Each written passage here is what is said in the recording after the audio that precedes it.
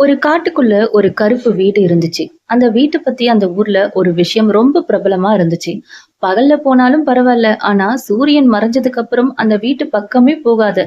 சின்ன பசங்க கேட்டா பெரியவங்க கூட காரணம் சொல்ல மாட்டாங்க. அதெல்லாம் கேட்காத, போகாதன்னா போகாத, அவ்வளவுதான். அந்த வீடு கட்டி கிட்டத்தட்ட 80 வருஷத்துக்கு மேல ஆயிருக்கும்.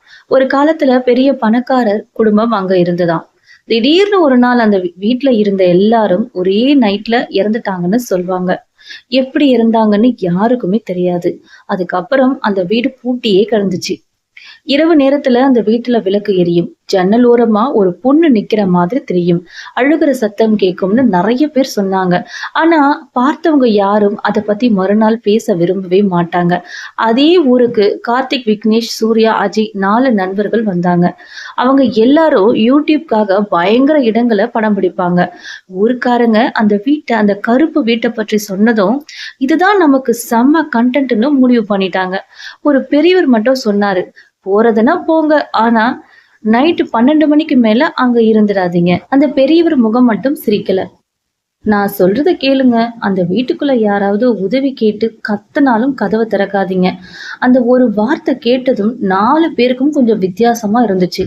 ஆனா அதையும் மீறி ராத்திரி 10 மணிக்கு டார்ச், கேமரா எல்லாத்தையும் எடுத்துக்கிட்டு அந்த வீட்டுக்கு போயிட்டாங்க.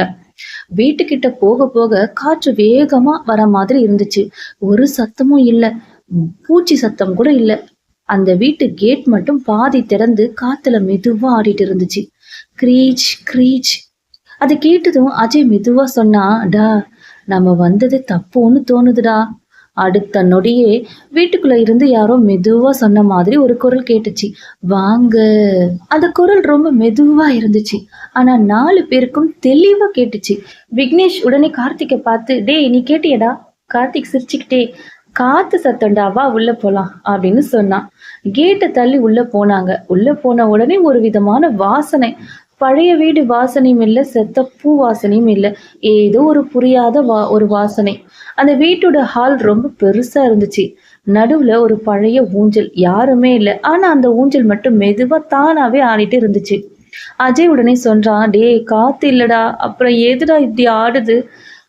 யாரும் பதில் சொல்லல. சூர்யா கேமராவை ஆன் பண்ணி எல்லாத்தையும் ரெக்கார்ட் பண்ண ஆரம்பிச்சான். அப்பதான் மேல் மாடியில இருந்து டக் டக் டக்னு யாரோ மெதுவா நடக்கிற சத்தம். எல்லாரும் மேல பார்த்தாங்க. சத்தம் நின்றுச்சு. திரும்ப அமைதியா அஜய் மெதுவா, டே நமக்கு யாரோ மேல இருக்காங்கடான்னு சொன்னான். கார்த்திக் தைரியமா, வாங்க மேல போய் பார்க்கலாம் அப்படின்னு சொல்றான். படிக்கட்டு ஏற ஆரம்பிச்சான். 4 பேரும் பின்னாடியே போனாங்க. படிக்கட்டு பாதி ஏறும்போதே பின்னாடி இருந்த வீட்டு கதவு படான்னு சத்தமா மூடுச்சு. எல்லாரும் பயந்து கீழே பார்த்தாங்க. விக்னேஷ் ஓடி போய் கதவை திறக்க முயற்சி பண்ணான். எவ்வளவோ இழுத்தான், கதவு அசையவே இல்லை. டே வெளியே போக முடியலடா அப்படின்னு கத்தனான். அதே நேரத்துல மேல மாடியில இருந்து ஒரு சின்ன குழந்தை சிரிக்கிற சத்தம். அந்த சிரிப்பு மெதுவா ஆரம்பிச்சு கொஞ்சம் கொஞ்சமா பெருசாக ஆரம்பிச்சது. அந்த சத்தம் வீட்டுல எல்லா பக்கத்துல இருந்து கேட்குற மாதிரி இருந்துச்சு. திடீர்னு சூர்யாவோட கேமரா ஸ்கிரீன் தானாவே ஒளிந்துச்சு. அவன் பார்த்தான். கேமரால அவங்க 4 பேரும் தெரிஞ்சாங்க. ஆனா அவங்களுக்கு பின்னாடி ஒரு 5வது ஒரு உருவம் நின்றுட்டு இருந்துச்சு. வெள்ளை சேலை, நீளமான முடி, முகம் மட்டும் தெரியல. சூர்யா பயத்துல கத்த ஆரம்பிச்சான், டேய் நம்ம பின்னாடி யாரோ நிக்கிறாங்கடா.